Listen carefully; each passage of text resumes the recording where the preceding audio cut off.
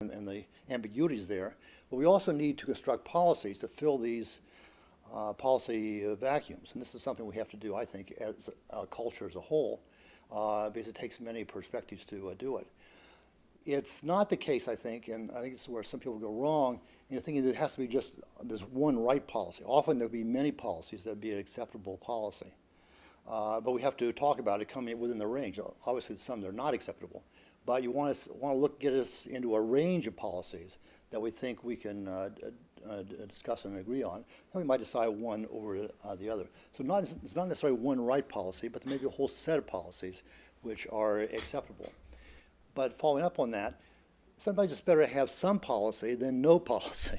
If you have some policy, people say, well, okay, well, this is what the policy is. That may not stop someone who has a strong will to break it, but it may send a lot of people in the right direction.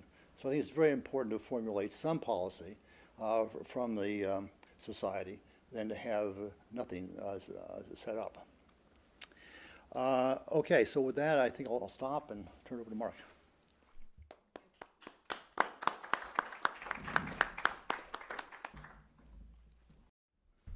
Hi. Thanks, Denise, for this kind invitation. Two caveats. I have a bad head cold, as you can probably tell, and I'm a little bit jet-lagged. So I'm hoping my presentation is not one of Jim's conceptual models, but just a warning. Denise had asked me to talk a little bit about historical perspectives in which to think about some of these issues. And I want to limn that, if you will, under a more general rubric about media ecology, which is a great interest of mine. And it seems to me that this is a fundamental set of issues regarding media ecology. But I want to start sort of wide angle and work down. There are a number of contexts of media ecology in which these issues might be situated. For example, they might be situated in terms of issues of the digital divide and the very real issues that exist around digital literacy. And I think this corresponds a little bit to Jim's call for education about computer culture and computer use.